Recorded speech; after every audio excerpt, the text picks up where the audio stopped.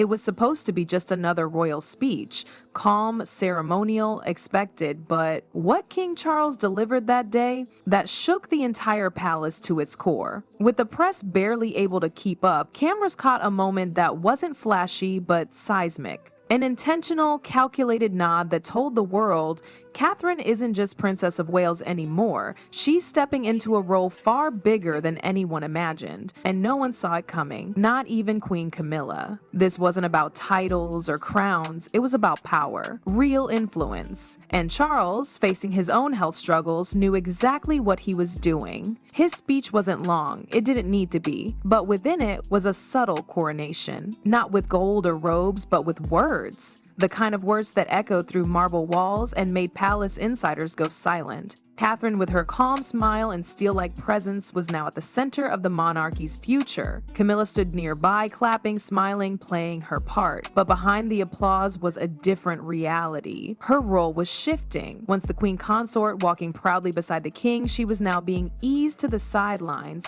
Still present, still respectful, but not quite essential. This wasn't a dismissal, it was a soft exit. And Catherine, she was the quiet reason behind it all. Let's rewind for a second. Catherine didn't storm in wearing a crown. She didn't demand the spotlight, she earned it, every inch of it. While tabloids obsessed over Meghan, while debates raged about tradition and change, Catherine just worked. No headlines, no scandals, just consistent effort. Whether she was championing early childhood education or making speeches that actually meant something, she was slowly building something real. Trust. She's not flashy, but she's fierce in her own way. Inside the palace, they've been calling it the Quiet Revolution. Behind closed doors, Catherine has been handed responsibility for things you don't see in Instagram posts. Long-term royal strategy, how the monarchy is perceived globally, which causes get pushed forward, and what the future actually looks like. It's Catherine, not Camilla, who's been shaping the royal message. And the public, they adore her for it. She's relatable, she's smart, she's the modern face of a very old institution. But here's the twist, none of this happened overnight. King Charles, battling cancer and facing mortality, has been thinking deeply about legacy. He doesn't want the monarchy to just survive. He wants it to adapt, to evolve.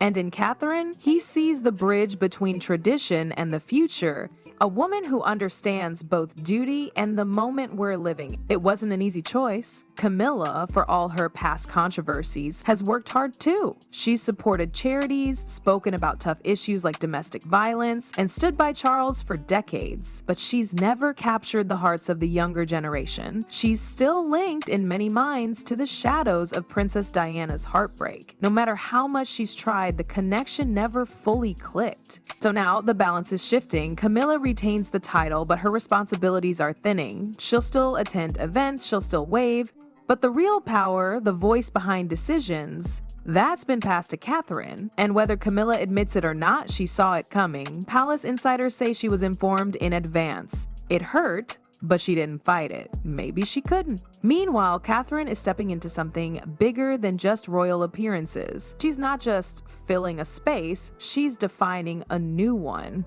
A role with no name yet, but with enormous influence. The crown isn't on her head, but make no mistake, she's wearing it already. And this is just the beginning. Inside Buckingham Palace, the energy had changed. Staff who used to whisper about hierarchy and follow Camilla's cues were now taking quiet instructions from Catherine's corner. It wasn't announced on paper, but it was felt in every hallway, every briefing. Catherine's influence had slipped in without fanfare, and yet it was unmistakably there, shaping decisions, setting tones, redirecting priorities. She didn't do it with commands or demands. Her approach was subtle but confident. When international tensions spiked, she was the one who advised on how the royals should address it publicly. When it came to reshaping public events to feel more personal and relevant, she was already 2 steps ahead. Even William leaned on her instincts more than ever before. What Catherine brought wasn't just elegance, it was precision.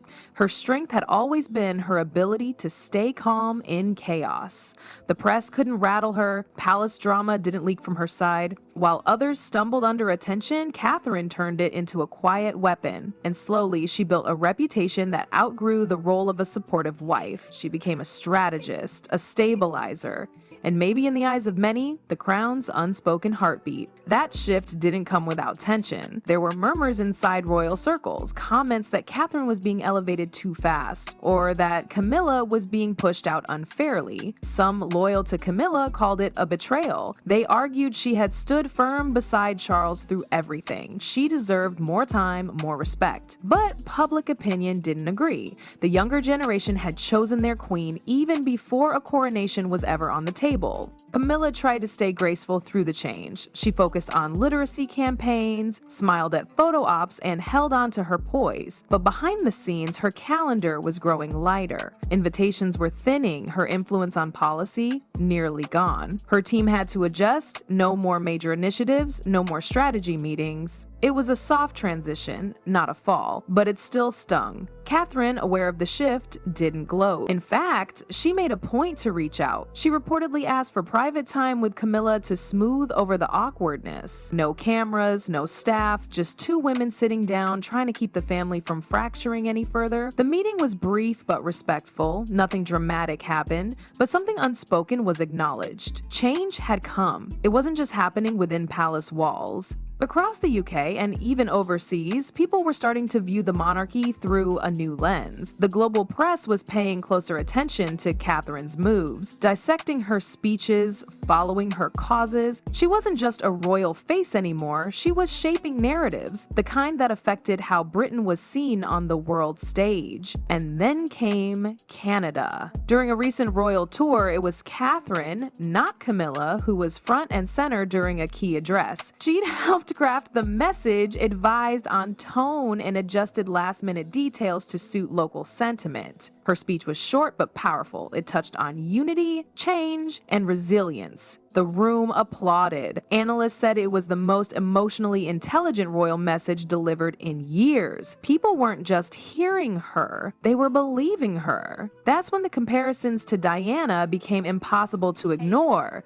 not because of looks or charm, but because of how deeply the public trusted her. Catherine had become the royal family's emotional anchor, someone who could modernize the institution without tearing it apart. And inside the palace, there was no turning back. Whispers of a new monarchy were no longer whispers. They were conversations in headlines, debates in parliament lounges, and quiet nods in royal back room. Catherine's rise wasn't built on sudden declarations or royal decrees. It was built on trust. Trust from the public, from King Charles, from Prince William, and even from those who once doubted her. She had earned every inch of ground she now stood on. Inside Clarence House, a private meeting revealed just how deep that trust ran. King Charles, reflecting on his health and the future, reportedly told close aides, "She is the one. She gets it." Not just because of her dedication or grace, but because she saw the monarchy for what it needed to become, a symbol that could adapt without losing its dignity. For Charles, this wasn't just about survival, it was legacy. And legacy meant handing more than a title to Catherine. It meant entrusting her with the shape of the future. He began pulling her into meetings that were once reserved for senior advisors. He leaned on her judgment when drafting statements. He made it clear that Catherine wasn't waiting for the crown, she was already leading from within. William stood firm behind her, not as a gatekeeper, but as a partner. Their relationship had always been built on balance. His sense of duty, her steady hand. But now, with Catherine's role expanding, it became something else entirely. They were no longer just the next generation, they were the foundation. Outside the palace gates, the public watched with interest, and for once, with hope. In a world full of distractions and distrust, Catherine offered something rare: consistency. She didn't overexpose herself or speak in riddles. She was clear, kind, and deeply aware of the power of her presence, whether at a children's hospital, an environmental summit, or walking through a crowded street.